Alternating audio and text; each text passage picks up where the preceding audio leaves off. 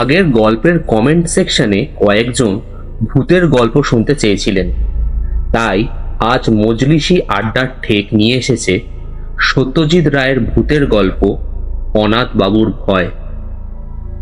গল্পটি প্রথম প্রকাশিত হয় সন্দেশ পত্রিকায় অগ্রহায়ণ 1369 বঙ্গাব্দে, অর্থাৎ 1962 খ্রিস্টাব্দে। আজকের গল্পটি আমরা নিয়েছি আনন্দ পাবলিশার থেকে প্রকাশিত সত্যজিৎ 101 এই বইটি থেকে।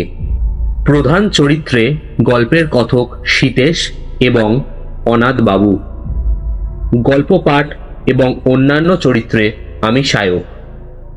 শুরু হচ্ছে অনাথ বাবুর ভয়।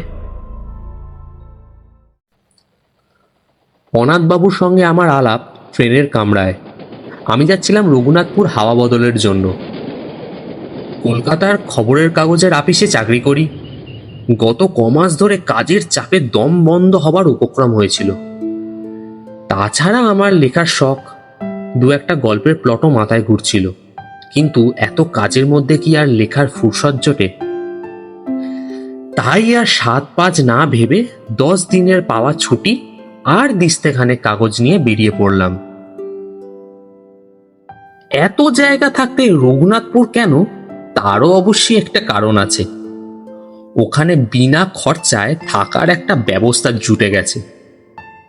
আমার কলেজের সহপাঠী বীরেন বিশ্বাসের পৈতৃক বাড়ি রয়েছে রঘুনাথপুরে।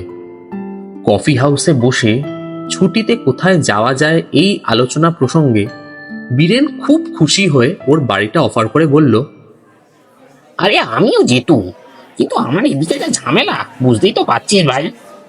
তবে তোর কোনো অসুবিধা হবে না, আমাদের 50 বছরের পুরোনো চাকর ভরদ্বাজ রয়েছে ও বাড়িতে, ওই তো দেখাশোনা করবে, তুই চলে যা। গাড়িতে যাত্রী ছিল অনেক। আমার বেঞ্চিতে আমারই পাশে বসেছিলেন অনাথ বন্ধু মিত্র। বেঁটেখাটো মানুষ, বছর 50 আন্দাজ বয়স, মাঝখানে টেরি কাটা কাঁচা পাকা চুল, চোখের চাহনি তীক্ষ্ণ, আর ঠোঁটের কোণে এমন একটা ভাব যেন মনের আনাচে কানাচে সদাই কোনো মজার চিন্তা ঘোরাফেরা করছে। পোশাক আশাকের ব্যাপারেও একটা বিশেষত্ব লক্ষ্য করলাম। ভদ্রলোককে হঠাৎ দেখলে মনে হবে তিনি যেন 50 বছর পুরনো কোনো নাটকের চরিত্রে অভিনয় করার জন্য সেজে গুজে তৈরি হয়ে এসছেন। ওরকম কোট, ও ধরনের শার্টের কলার, ওই চশমা, আর বিশেষ করে ওই বুট জুতো, সব আজকালকার দিনে কেউ পরে না। অনাথবাবুর সঙ্গে আলাপ করে জানলাম তিনিও রঘুনাথপুর যাচ্ছেন। কারণ জিজ্ঞেস করাতে কেমন যেন একটা অন্যমনস্ক হয়ে পড়লেন। কিংবা এও হতে পারে যে ট্রেনের শব্দের জন্য তিনি আমার প্রশ্ন শুনতেই পাননি। বীরেনের পৈতৃক ভিটেটি দেখে মনটা খুশি হয়ে উঠল। বেশ বাড়ি, সামনে এক ফালি জমি, তাতে সবজি ও ফুল গাছ দুই রয়েছে। কাছাকাছির মধ্যে অন্য কোনো বাড়িও নেই, কাজেই পড়শির উৎপাত থেকেও রক্ষা। আমি আমার থাকার জন্য ভরদ্বাজের আপত্তি সত্ত্বেও ছাতের চিলেকোঠাটি বেছে নিলাম। আলো, বাতাস এবং নির্জনতা তিনটেই অপর্যাপ্ত পাওয়া যাবে ওখানে। ঘর দখল করে জিনিসপত্র গোছাবার সময় দেখি আমার দাড়ি কামানোর খুর আনতে ভুলে গিয়েছি। ভরদ্বাজ শুনে বলল, তাতে কি আর হয়েছে খোকাবাবু, এই তো কুঞ্জুবাবুর দোকান 5 মিনিটের পথ, সেখানেই গেলে পাবে কোন বিলেট।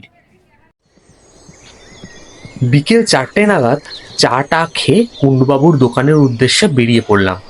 গিয়ে দেখি সেটি একটি ভালো আড্ডার জায়গা। দোকানের ভিতর দুটি বেঞ্চিতে বসে 5-7টি প্রৌঢ় ভদ্রলোক রীতিমতো গল্প জমিয়েছেন। তাদের মধ্যে একজন বেশ উত্তেজিত ভাবে বলছেন, আরে বাবু, এ তো আর শোনা কথা নয়, এ যে আমার নিজের চোখে দেখা। 30 বছর হয়ে গেলে বলে কি সব মন থেকে মুছে গেল? এসব স্মৃতি অত সহজে ভুলবার নয়, আর বিশেষ করে যখন হলধর দত্ত ছিল আমার অন্তরঙ্গ বন্ধু। তার মৃত্যুর জন্য আমি যে কিছু অংশে দায়ী সে বিশ্বাস আজও আমার যায়নি। ভেবে দেখুন, আমারই বন্ধু আমার সঙ্গে মাত্র 10 টাকার বাজি ধরে রাত কাটাতে গেল ওই উত্তর পশ্চিমের ঘরটাতে। পরদিন ফেরে না ফেরে না ফেরে না, শেষটায় আমি ওই জিতেন বক্সি, হরিচরণ শাহ, আরো 3-4 জন কে ছিল ঠিক মনে নেই, গেলুম হালদার বাড়িতে হলদরের খোঁজ করতে। গিয়ে দেখি বাবু ওই ঘরটাতে মেঝেতে হাত পা ছড়িয়ে মরে কাঠ হয়ে আছে, আর চোখ চাওয়া দৃষ্টি কড়িকাঠের দিকে। আর সেই দৃষ্টিতে ভয়ের যা নমুনা দেখলুম, তাতে ভূত ছাড়া আর কি বলবো বলুন। গায়ে কোনো ক্ষত চিহ্ন নেই, বাঘের আঁচড় নেই, সাপের ছোবল নেই, কিচ্ছু নেই। আপনারাই বলুন এখন কি বলবেন। আরো মিনিট পাঁচেক দোকানে থেকে আলোচনার বিষয়টির সম্পর্কে মোটামুটি একটা ধারণা হলো। ব্যাপারটা এই, রঘুনাথপুরের দক্ষিণ প্রান্তে হালদার বাড়ি বলে একটা 200 বছরের পুরনো ভগ্নপ্রায় জমিদার প্রাসাদ আছে। সেই প্রাসাদে বিশেষ করে তার দোতলার উত্তর পশ্চিম কোণের একটি ঘরে নাকি অনেক কাল পুরনো একটি ভূতের আনাগোনা আছে। অবশ্য সেই 30 বছর আগে ভবতোষ মজুমদারের বন্ধু হলধর দত্তের মৃত্যুর পর আজ অবধি নাকি কেউ সে বাড়িতে রাত কাটায়নি। কিন্তু তাও রঘুনাথপুরের বাসিন্দারা ভূতের অস্তিত্ব মনে প্রাণে বিশ্বাস করে বেশ একটা রোমাঞ্চ অনুভব করে। আর বিশ্বাস করারও কারণ আছে যথেষ্ট। একে তো হলধর দত্তের রহস্যজনক মৃত্যু, তার উপরে এমনিতেই হালদার বংশের ইতিহাসে নাকি খুন খারাপি, আত্মহত্যা ইত্যাদির অনেক নজির পাওয়া যায়। মনে মনে হালদার বাড়ি সম্পর্কে বেশ খানিকটা কৌতূহল নিয়ে দোকানের বাইরে এসে দেখি আমার ট্রেনের আলাপি অনাথ বন্ধু মিত্র মশাই হাসি হাসি মুখ করে দাঁড়িয়ে আছেন। আমায় দেখে বললেন, শুনছিলেন ওদের কথাবার্তা? বললাম, তা কিছুটা শুনেছি। বিশ্বাস হয়? কি ভূত? হ্যাঁ। ব্যাপার কি জানেন, ভূতের বাড়ির কথা তো অনেকই শুনলাম, কিন্তু সেই সব বাড়িতে থেকে নিজের চোখে ভূত দেখেছে এমন লোক তো কই আজ অব্দি একটিও মিট করলাম না। তাই ঠিক। অনাথবাবু একটু হেসে বললেন, একবার দেখে আসবেন নাকি? কি বাড়িটা? দেখে আসবো মানে?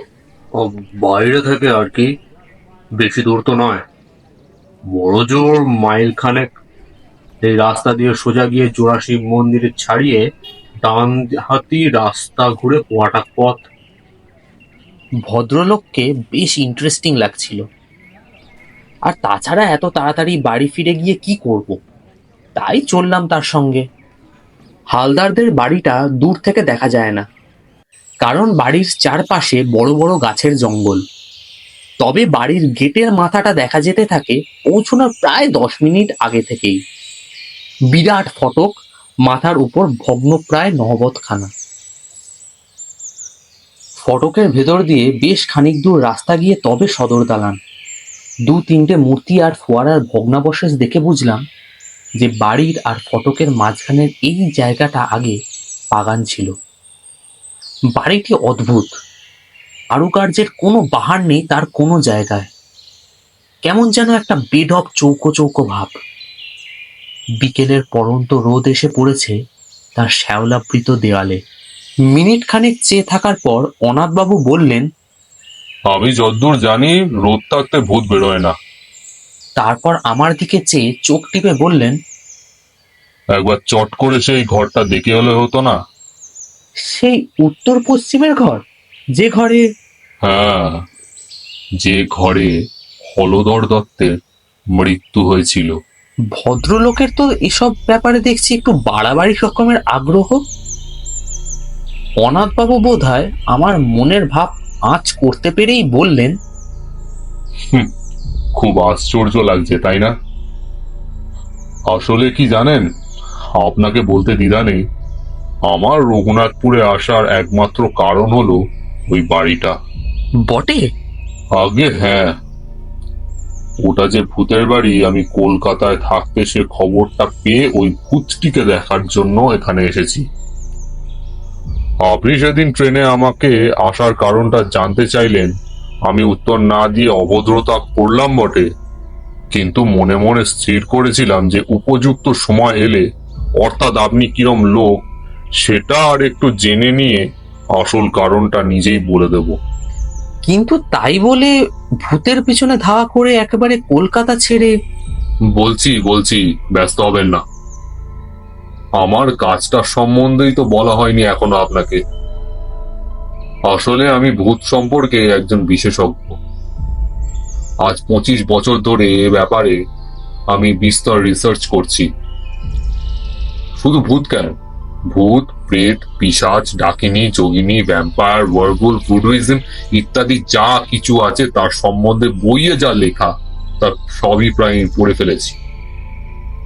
7টা ভাষা শিখতে হয়েছে এসব বই পড়ার জন্য। পরলোক তত্ত্ব নিয়ে লন্ডনের প্রফেসর নর্টনের সঙ্গে আজ 3 বছর ধরে চিঠি লেখালেখি করছি।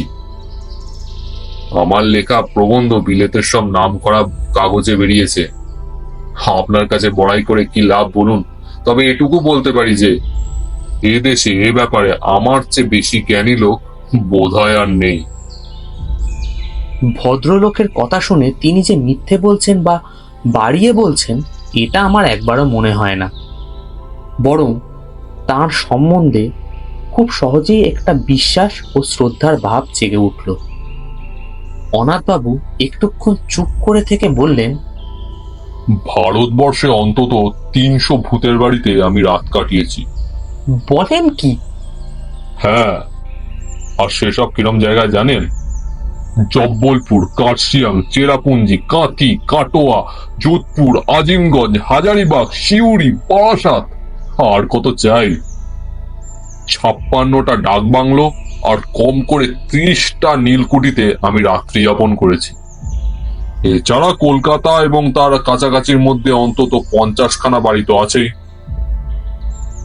কিন্তু অনাথবাবু হঠাৎ থেমে গেলেন। তারপর ধীরে ধীরে মাথা নেড়ে বললেন, ভূত আমায় ফাঁকি দিয়েছে। হয়তো ভূতকে যারা চায় না তাদের কাছেই হয়তো ভূত আসে। আমি কিন্তু বারবার হতাশ হয়েছি। মাদ্রাজে ত্রিচিনপল্লীতে 150 বছরের পুরনো একটা সাহেবদের পরিত্যক্ত ক্লাব বাড়িতে ভূত একবার কাছাকাছি এসেছিল। কিরম জানেন? এই অন্ধকার ঘর, এক ফোঁটা বাতাস নেই। যতবার মোমবাতি ধরাবো বলে দেশলাই জ্বালাচ্ছি ততবারই কে যেন ফু দিয়ে নিভিয়ে দিচ্ছে। শেষটায় 13টা কাঠি নষ্ট করার পর বাতি জ্বলল এবং আলোর সঙ্গে সঙ্গে ভূত বাবাজি সেই যে গেলেন আর এলেন না। আর একবার কলকাতার ঝামাপুকুরের এক হানা বাড়িতেও একটা ইন্টারেস্টিং অভিজ্ঞতা হয়েছিল। আমার মাথায় তো এত চুল দেখছেন, অথচ এই বাড়ির একটা অন্ধকার ঘরে ভূতের অপেক্ষায় বসে থাকতে থাকতে মাঝরাত্রির নাগাদ হঠাৎ ব্রহ্মতালুর গাছটায় একটা মশার কামড় খেলাম। কি ব্যাপার? অন্ধকারে ভয়ে ভয়ে মাথায় হাত দিয়ে দেখি একটা চুলও নেই, একেবারে মসৃণ মাথা জোড়া টাক। এ কি আমারই মাথা না অন্য কারুর মাথায় হাত দিয়ে নিজের মাথা বলে মনে করছি? কিন্তু মশার কামড়টা তো আমি খেলাম। টর্চটা জেলে আয়নায় দেখি টাকের কোনো চিহ্ন মাত্র নেই। আমার যে চুল সে চুলই রয়েছে আমার মাথায়। ব্যাস, এই দুটি ছাড়া আর কোনো ভুতুড়ে অভিজ্ঞতা এত চেষ্টা সত্ত্বেও আমার হয়নি। তাই আর ভূতের আশা একরকম ছেড়েই দিয়েছিল। এমন সময় একটা পুরনো বাঁধানো প্রবাসীতে রঘুনাথপুরের এই বাড়িটার একটা উল্লেখ পেলাম। তাই ঠিক করলাম একটা শেষ চেষ্টা দিয়ে আসবো।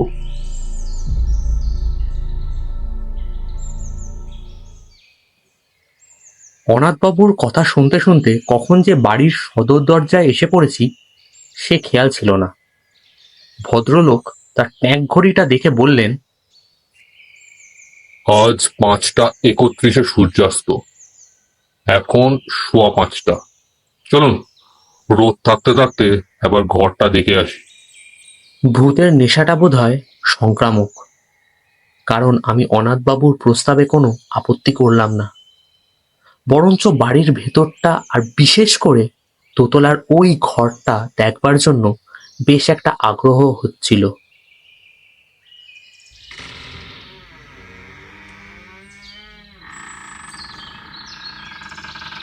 সদর দরজা দিয়ে ঢুকে দেখি বিরাট উঠোন ও নাট মন্দির। 100-150 বছরে কত উৎসব, কত অনুষ্ঠান, কত পূজা পার্বণ, যাত্রা, কত কথা এইখানে হয়েছে, তার কোনো চিহ্ন আজ নেই। উঠোনের 3 দিকে বারান্দা। আমাদের ডাইনের বারান্দার যে অংশ, তাতে একটি ভাঙা পালকি পড়ে আছে এবং পালকিটি ছাড়িয়ে হাত 10 গিয়েই দোতলায় যাবার সিঁড়ি। সিঁড়িটা এমনই অন্ধকার যে উঠবার সময় অনাথবাবুকে তার কোটের পকেট থেকে একটি টর্চ বার করে জ্বালতে হলো। প্রায় অদৃশ্য মাকড়সার জালের বুহ ভেদ করে কোনো রকমে দোতলায় পৌঁছানো গেল। মনে মনে বললাম, এ বাড়িতে ভূত থাকা অস্বাভাবিক নয়। দোতলার বারান্দায় দাঁড়িয়ে হিসেব করে দেখলাম, বাঁ দিক দিয়ে সোজা চলে গেলে ওই যে ঘর, ওটাই হলো উত্তর পশ্চিমের ঘর। অনাথবাবু বললেন, সময় নষ্ট করে লাভ নেই, চলুন এগোই। উত্তর পশ্চিমের ঘরের দরজাটি ভেজানো ছিল। অনাথবাবু যখন তার ডান হাতের তর্জনী দিয়ে সন্তর্পণে ঠেলে দরজাটি খুলছিলেন, তখন বিনা কারণেই আমার গাটা ছমছম করছিল। কিন্তু ঘরের ভিতরে ঢুকে অস্বাভাবিক কিছু লক্ষ্য করলাম না। দেখে মনে হয় এককালে বৈঠকখানা ছিল। ঘরের মাঝখানে একটা বিরাট টেবিল, তার কেবল পায়া চারখানাই রয়েছে, উপরে তক্তাটা নেই। টেবিলের পাশে জানালার দিকে একটি আরামকেদারা। অবশ্যই এখন আর সেটি আরামদায়ক হবে কিনা সন্দেহ, কারণ তার একটি হাতল ও বসবার জায়গায় বেতের খানিকটা অংশ লোপ পেয়েছে। উপরের দিকে চেয়ে দেখি ছাদ থেকে ঝুলছে একটি টানা পাকার ভগ্নাংশ, অর্থাৎ তার দড়ি নেই, কাঠের ডান্ডাটা ভাঙা এবং ঝালরের অর্ধেকটা ছেঁড়া। এছাড়া ঘরে আছে একটি খাঁচ কাটা বন্দুক রাখার তাক, একটি নলবিহীন গড়গড়া আর 2খানা সাধারণ হাতল ভাঙা চেয়ার। অনাথবাবু কিছুক্ষণ একেবারে স্তব্ধ হয়ে রইলেন। মনে হলো খুব মনোযোগ দিয়ে কি একটা অনুভব করার চেষ্টা করলেন। প্রায় মিনিট খানেক পরে বললেন, একটা গন্ধ পাচ্ছেন? কি গন্ধ? মাদ্রাজি ধূপ, মাছের তেল আর মরা পোড়ার গন্ধ মেশানো একটা গন্ধ। আমি বার দুয়েক বেশ জোরে জোরে শ্বাস টানলাম। অনেক দিনের বন্ধ ঘর খুললে যে একটা ভ্যাপসা গন্ধ বেরোয়, সে গন্ধ ছাড়া আর কোনো গন্ধই পেলাম না। তাই বললাম, কই, ঠিক বুঝতে পারছি না তো। অনাথবাবু আরো একটুক্ষণ চুপ করে থেকে হঠাৎ বাঁ হাতের তেলোতে ডান হাত দিয়ে একটা খুশি মেরে বললেন, বহুত আচ্ছা, এ গন্ধ আমার চেনা গন্ধ। এ বাড়িতে ভূত থাকা অবশ্যম্ভাবী। তবে বাবাজি দেখা দেবেন কি দেবেন না, সেটা কাল রাত্রের আগে বোঝা যাবে না। চলুন। অনাথবাবু স্থির করে ফেললেন যে পরদিনই তাকে এ ঘরে রাত্রিবাস করতে হবে। ফেরার পথে বললেন, আজ থাকলুম না, কারণ কাল অমাবস্যা, ভূতের পক্ষে সবচেয়ে প্রশস্ত তিথি। তাছাড়া 2-1টা জিনিস সঙ্গে রাখা দরকার, সেগুলো বাড়িতে রয়ে গেছে, কাল নিয়ে আসবো। আজ সার্ভেটা করে গেলাম আর কি। ভদ্রলোক আমায় বাড়ি অবধি পৌঁছে দিয়ে বিদায় নেবার সময় গলাটা একটু নামিয়ে বললেন, আর কাউকে আমার প্ল্যানটার কথা বলবেন না যেন। এদের কথাবার্তা তো শুনলুম আজকে, যা ভয় আর যা প্রেজুডিস এদের, জানলে পরে হয়তো মাথা টাথা দিয়ে আমার প্ল্যানটাই ভেস্তে দেবে।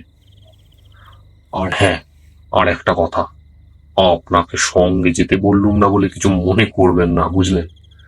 এসব ব্যাপার, বুঝলেন কি না, একা না হলে কিচ্ছুই হয় না।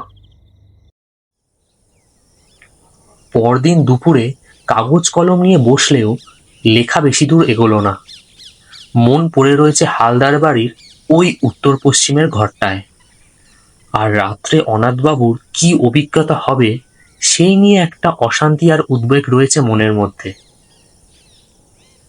বিকেলে অনাথবাবুকে হালদার বাড়ির ফটক অব্দি পৌঁছে দিলাম। ভদ্রলোকের গায়ে আছে একটা কালো গলাবন্ধ কোট, কাঁধে জলের ফ্লাস্ক আর হাতে সেই কালকের 3 সেলের টর্চ। ফটক দিয়ে ঢুকবার আগে কোটের 2 পকেটে 2 হাত ঢুকিয়ে 2টো বোতল বার করে আমায় দেখিয়ে বললেন, এই দেখুন, এটিতে রয়েছে আমার নিজের ফর্মুলায় তৈরি তেল। শরীরে অনাবৃত অংশে মেখে নিলে আর মশা কামড়াবে না। আর এই দ্বিতীয়টিতে হলো কার্বলিক অ্যাসিড। ঘরের আশেপাশে ছড়িয়ে দিলে সাপের উৎপাত থেকে নিশ্চিন্ত।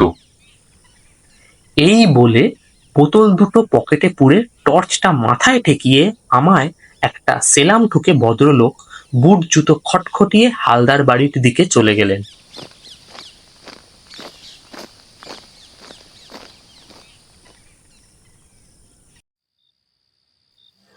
রাত্রে ভালো ঘুম হলো না। ভোর হতে না হতে ভরদ্বাজকে বললাম আমার থার্মোস ফ্লাস্কে 2জনের মতো চা ভরে দিতে। চা এলে পর ফ্লাস্কটি নিয়ে আবার হালদার বাড়ির উদ্দেশ্যে রওনা দিলাম। হালদার বাড়ির ফটকের কাছে পৌঁছে দেখি চারদিকে কোনো সাড়া শব্দ নেই। অনাথবাবুর নাম ধরে ডাকবো না শটান দোতলায় যাব তাই ভাবছি, এমন সময় হঠাৎ শুনতে পেলাম, ও মশাই, এই যে এদিকে। এবার দেখতে পেলাম অনাথবাবুকে প্রাসাদের পূব দিকের জঙ্গলের ভিতর থেকে বেরিয়ে আমার দিকেই হেঁটে আসছেন। তাকে দেখে মোটেই মনে হয় না যে রাত্রে তার কোনো ভয়াবহ বা অস্বাভাবিক অভিজ্ঞতা হয়েছে। আমার কাছে এসে হাসতে হাসতে হাতে একটা নিমের ডাল দেখিয়ে বললেন, আর বলবেন না মশাই, 0.5 ঘন্টা ধরে বন বাজারে ঘুরছি এই নিম ডালের খোঁজে। আমার আবার দাঁতনের অভ্যেস কিনা। ফস করে রাত্রের কথাটা জিজ্ঞেস করতে কেমন একটা বাঁধো বাঁধো ঠেকলো। তাই বললাম, চা এনেছি, এখানেই খাবেন না বাড়ি যাবেন? চলুন না, ওই ফোয়ারার 5টায় বসে খাওয়া যাক। গরম চায় চুমুক দিয়ে একটা তৃপ্তিসূচক আহ শব্দ করে আমার দিকে ফিরে মুচকি হেসে অনাথবাবু বললেন,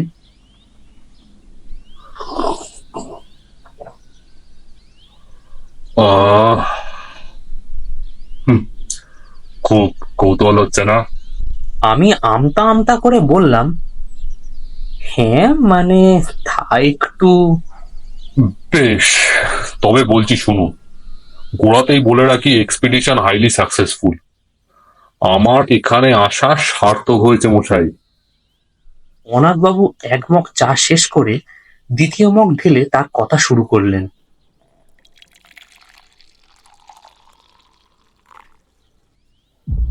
আপনি যখন আমায় পৌঁছে দিয়ে গেলেন তখন 5টা বাজে। আমি বাড়ির ভিতর ঢোকার আগে এই আশপাশটা একটু সার্ভে করে নিলুম।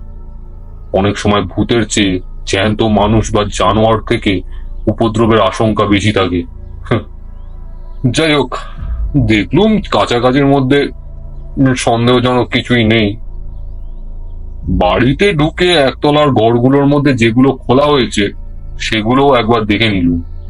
জিনিসপত্র তো আর একদিন ধরে বিশেষ পড়ে থাকার কথা নয়। একটা ঘরে কিছু আবর্জনা আর একটার কড়িকাটে গুটি চারেক ঝুলন্ত বাদুর ছাড়া আর কিছু চোখে পড়লো না। বাদুরগুলো আমায় দেখেও নড়লো না, আমিও আর তাদের ডিস্টার্ব করলুম না। এরপর 6:30 নাগাদ দোতলার ওই ঘরটিতে ঢুকে রাত কাটানোর আয়োজন শুরু করলুম। একটা ঝাড়ু এনেছিলুম, তাই দিয়ে প্রথমে আরামকে দাঁড়াটিকে ঝেড়ে পুঁচে সাফ করলুম। কদিনে ধুলো জমেছিল তাতে কে জানে। ঘরের মধ্যে একটা গুমোট ভাব ছিল, তাই জানালাটা খুলে দিলুম। ভূত বাবাজি যদি আবার সশরীরে আসতে চান, তাই বারান্দার দরজাটা খোলা রাখলো। তারপর টর্চ আর ফ্লাস্কটা মেঝেতে রেখে ওই বেড ছাড়া আরামকে দাঁড়াতেই শুয়ে পড়ল। অস্বস্তি হচ্ছিল বেশ, কিন্তু এর চেয়েও আরো অনেক বেয়ারা অবস্থায় বহুবার রাত কাটিয়েছি, তাই কিছু মাইন্ড করলুম না। আশ্বিন মাস, 5:30টায় সূর্য ডুবেছে। দেখতে দেখতে অন্ধকারটা বেশ জমাট বেঁধে উঠল, আর সেই সঙ্গে সেই গন্ধটাও ক্রমশ স্পষ্ট হয়ে উঠল।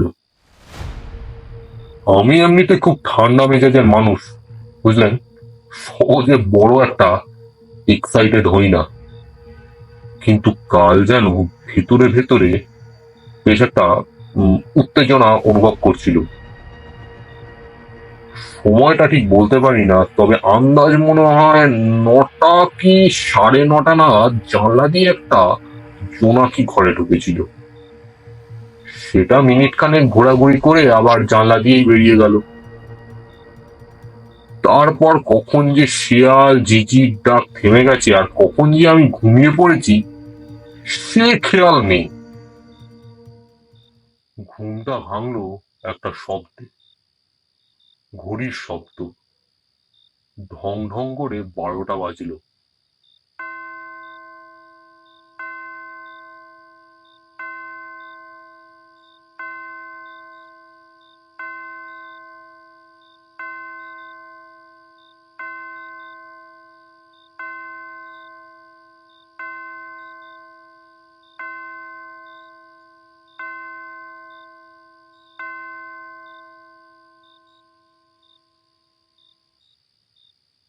মিঠে অথচ বেশ জোর আওয়াজ, চাঁদ ঘড়ির আওয়াজ, আর সেটা আসছে বাইরের বারান্দা থেকে। কয়েক মুহূর্তের মধ্যে ঘুমটা ছুটে গিয়ে সম্পূর্ণ সজাগ হয়ে আরো দুটো জিনিস লক্ষ্য করলুম। এক, আমার আরামকে দাঁড়ায় সত্যি খুব আরামে শুয়ে আছি। ছেঁড়াটা তো নেই, বরং উল্টে আমার পিঠের তলায় কে যেন একটা বালিশ গুঁজে দিয়ে গেছে। আর দুই, আমার মাথার উপর একটা চমৎকার ঝালর সমেত আস্ত নতুন টানা পাখা, তা থেকে একটা নতুন দড়ি দেওয়ালের ফুটো দিয়ে বারান্দায় চলে গেছে, এবং কে জানি সে দড়িতে টান দিয়ে পাখাটি দুলিয়ে আমায় চমৎকার বাতাস করছে। আমি অবাক হয়ে এসব দেখছি আর উপভোগ করছি। এমন সময় খেয়াল হলো অমাবস্যার রাত্রিরে কি করে জানি ঘরটা চাঁদের আলোয় উদ্ভাসিত হয়ে উঠল। তারপর নাকে এলো একটা চমৎকার গন্ধ। পাশ ফিরে দেখি কে জানি একটা আলবোলা রেখে গেছে, আর তার থেকে ভুর ভুর করে বেরোচ্ছে একেবারে সেরা অম্বুরি তামাকের গন্ধ। অনাথবাবু একটু থামলেন, তারপর আমার দিকে ফিরে হেসে বললেন, হ্যাঁ, বেশ মনোরম পরিবেশ নয় কি? আমি বললাম, শুনে তো ভালোই লাগছে। আপনার রাতটা তাহলে মোটামুটি ভালোই আরামে কেটেছে বলুন। আমার প্রশ্ন শুনে অনাথবাবু হঠাৎ গম্ভীর হয়ে গেলেন। খানিকক্ষণ অপেক্ষা করে আমি আর ধৈর্য রাখতে না পেরে বললাম, তাহলে কি সত্যি আপনার কোনো ভয়ের কারণ ঘটেনি? ভূত কি আপনি দেখেননি? অনাথবাবু আবার আমার দিকে চাইলেন, কিন্তু এবার আর ঠোঁটের কোণে সে হাসিটা নেই। ধরা গলায় ভদ্রলোকের প্রশ্ন এলো, পরশু যখন আপনি ঘরটায় গেলেন তখন কড়িকাঠের দিকটা ভালো করে লক্ষ্য করেছিলেন কি? আমি বললাম, তেমন ভালো করে দেখিনি বোধহয়। কেন বলুন তো? অনাথবাবু বললেন, ওখানে একটা বিশেষ ব্যাপার রয়েছে, সেটা না দেখলে বাকি ঘটনাটা বোঝাতে পারবো না। চলুন। অন্ধকার সিঁড়ি দিয়ে উঠতে উঠতে অনাথবাবু কেবল একটি কথা বললেন, আমার আর ভূতের পেছনে ধাওয়া করতে হবে না সীতেশ বাবু। কোনো দিনও না, সে সব মিটে গেছে।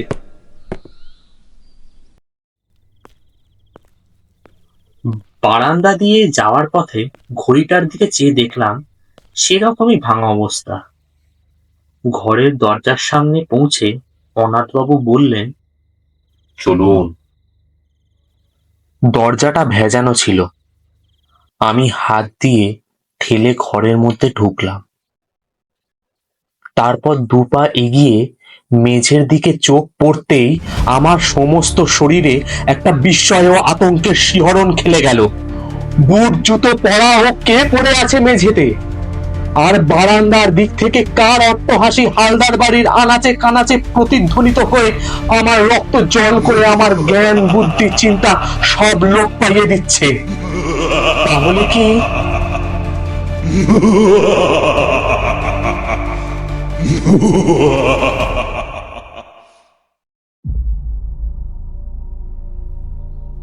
আর কিচ্ছু মনে নেই আমার। যখন জ্ঞান হলো, দেখি ভরদ্বাজ আমার খাটের পায়ের কাছে দাঁড়িয়ে আছে, আর আমায় হাত পাকা দিয়ে বাতাস করছে ভবতোষ মজুমদার। আমার চোখ খুলতে দেখে ভবতোষবাবু বললেন, ভাগ্যে সিধুচরণ আপনাকে দেখেছিল ও বাড়িতে ঢুকতে, নইলে যে কি দশা হতো আপনার জানি না। ওখানে গেছিলেন কোন আক্কেলে? আমি বললাম, অনাথ বাবু যে রাত্রে। ভবতোষবাবু বাধা দিয়ে বললেন, আর অনাথ বাবু, কাল যে অত কোনো কথা বললুম, সে বোধহয় কিছুই বিশ্বাস করেননি ভদ্রলোক। ভাগ্যে আপনিও তার সঙ্গে সঙ্গে রাত কাটাতে যাননি ও বাড়িতে। দেখলেন তো ওর অবস্থা। হলধরের যা হয়েছিল এরও ঠিক তাই, মরে একেবারে কাঠ। আর চোখ ঠিক সেইভাবেই চাওয়া, সেই দৃষ্টি সেই কই কাঠের দিকে। আমি মনে মনে বললাম, না, মোড়ে কাঠ নয়। মোড়ে কি হয়েছেন অনাথবাবু তা আমি জানি। কালো সকালে গেলে দেখতে পাবো তাকে। গায়ে কালো কোট, পায়ে বুট জুতো, হালদার বাড়ির পূব দিকের জঙ্গল থেকে নিমের দাঁতন হাতে হাসতে হাসতে বেরিয়ে আসছেন।